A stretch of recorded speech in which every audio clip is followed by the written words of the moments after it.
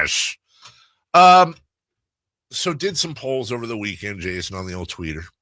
I know I'm shamelessly pumping the poll here. Mm-hmm. And I was a little surprised, not necessarily at the results, but where the results were. Now, granted, by the way, this is on a 4-game losing streak after a terrible loss to Phoenix and a tough year all around. So you have to kind of take that in a grain of salt. But up until this year, I've probably put out over the years maybe 4 or 5 polls saying, hey, would you guys be open to a rebuild? Like a full bottom out rebuild.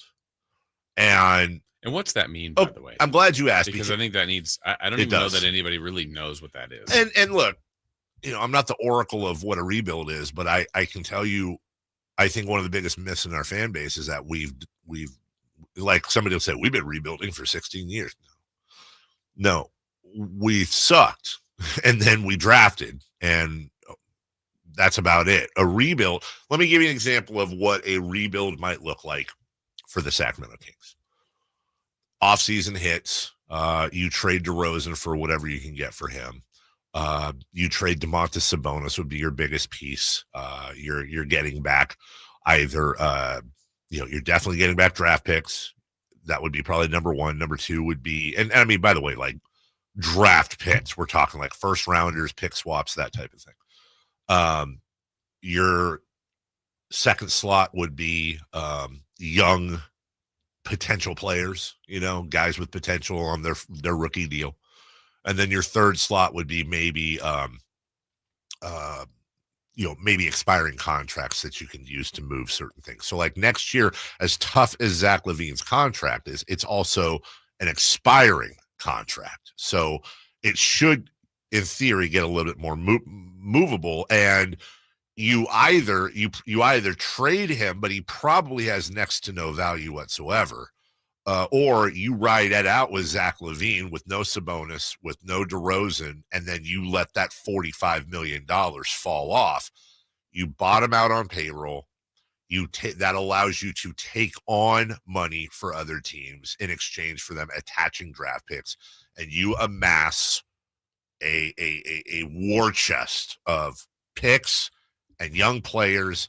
And you begin to kind of process them and spin them through. As you're picking players in the draft and waiting for them to develop, you're developing your other players, seeing who's going to be good, who isn't, shipping them off if they're not, rebuilding. And for a good 2 or 3 years, good luck winning 30 games. You're probably averaging 19, 20, 21 wins, which, of course, gives you better draft picks that you have more darts on the board, et cetera.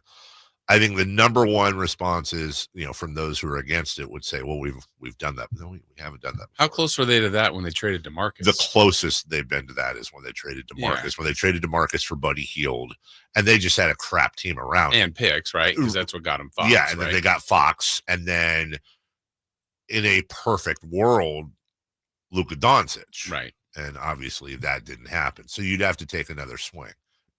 Number two, that won't work. We've never drafted well. Well, you're right.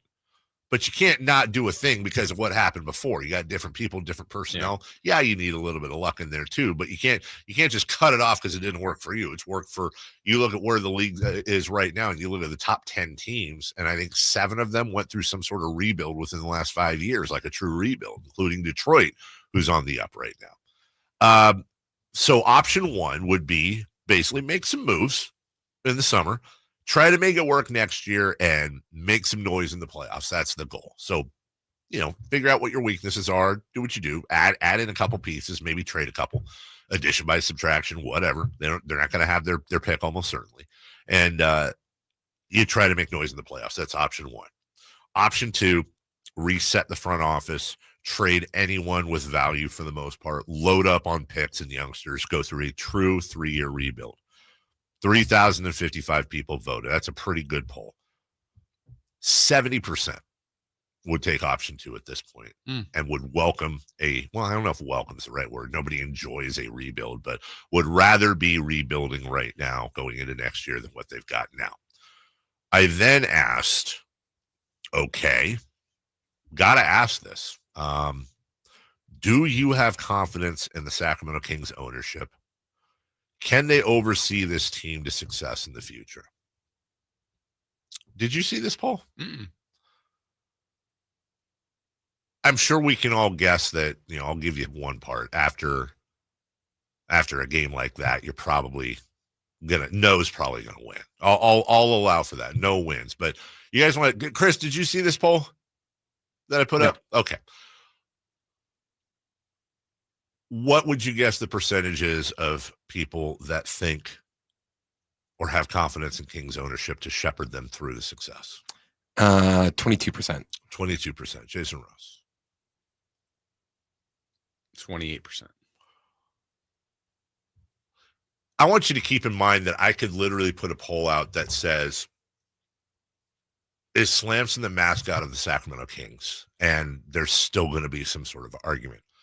It is literally the most lopsided poll I've ever put out. The previous, funny enough, lopsided poll was, would you want George Karl to replace whoever the hell it was at the time?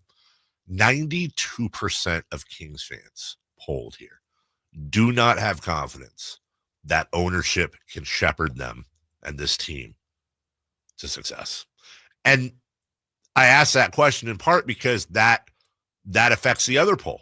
Well, do I want to rebuild? Yes. The worst place to be is purgatory. You're not top 10. You're not bottom 10. Top 10, you're contending for a title. Bottom 10, you're getting a draft pick. Middle, that's the worst place. Unless you're building, you're in purgatory. That's where the Kings are at right now. They're an older, they're not a young team that's in purgatory right now. You're spinning your wheels. So yeah, maybe a rebuild is the way to go, as sucky as that is. But who's drafting? Who's trading? Who's doing all this stuff? So in my mind, if you're going to do that, that means you got to find a rebuild expert, somebody that knows what they're doing, and you have to accept the fact that that's what's going to happen. I honestly think, although fans are never going to speak in one voice, I do think that if ownership and the powers that be were very vocal about what they're doing, we want to contend for a championship, we didn't feel like we were on the right track, I think they could sell that. And I think the vast majority would buy into it. Obviously, you need some success, but it was really amazing to me that it was that lopsided. Yeah, and it's interesting. I mean, I feel like all of this there's probably nuance in the definition of rebuild versus what teams are doing. And I'm just going to give you one example you gave. So let's go to Detroit that you said. And I don't know if we just said that they did a rebuild or whatever, but they're having some really good success this year to where they were. Yes. Let's just say the next 3 to 4 years, Detroit's kind of this team that's 5th, 6th in the East. Not better than Boston, not better than Cleveland, not better than New York. Yeah. They're in that no man's land. They are. I bet 2 years ago, people looked at the Kings like, wow. Yeah. A 3 seed. Watch out for Sacramento. Yep. They're on the way up. And you're right. And people. So there's no promise to however you do it, whatever. It's really difficult. And Detroit could be on the way up. Could be like the next 10 years, like, wow, Detroit. But we just don't know. None of this is promised to anybody. Well, and you can even look at one of the big, look at Philly. Mm-hmm. But also, would you trade the last 8 years of Philly for what we've had? Right. I would. But it is a tough conversation. Yep. We'll take a break. 30 seconds here. Jason's going to talk to you about overhead when we come back. 3 for Madness. We got a little baseball. We got a little